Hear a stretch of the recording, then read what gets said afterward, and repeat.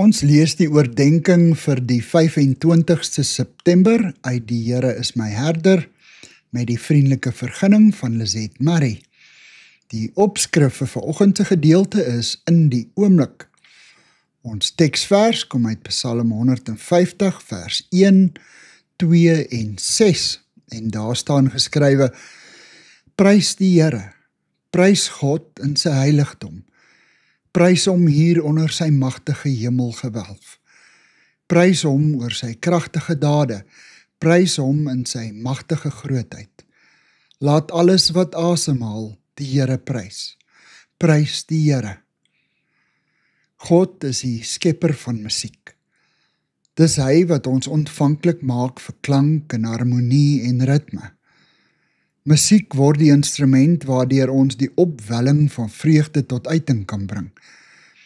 Deur musiek kan ons lof voor God uitstort wanneer ons nie woorde het om sy grootheid te besing nie.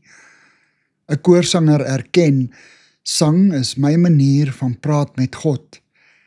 Deur te sing kom ek tot in sy heilige teenwoordigheid. God weet wat musiek aan ons doen.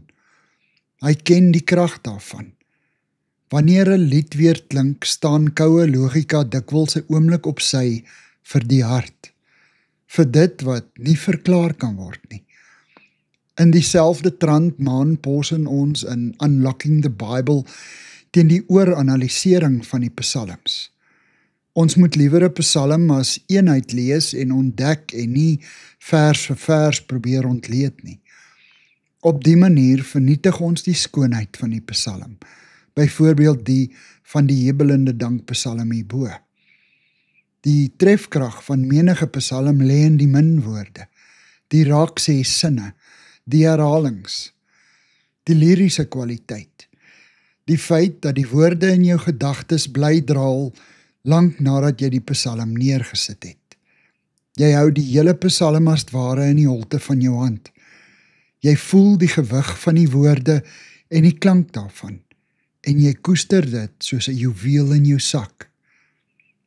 Here, U is goed. Ek prys U naam. Amen.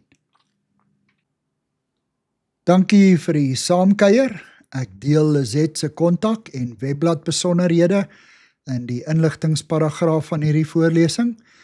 Daar is ook skakels na voorlesings van Lizette se ander publikasies wat op hierdie platform beskikbaar is.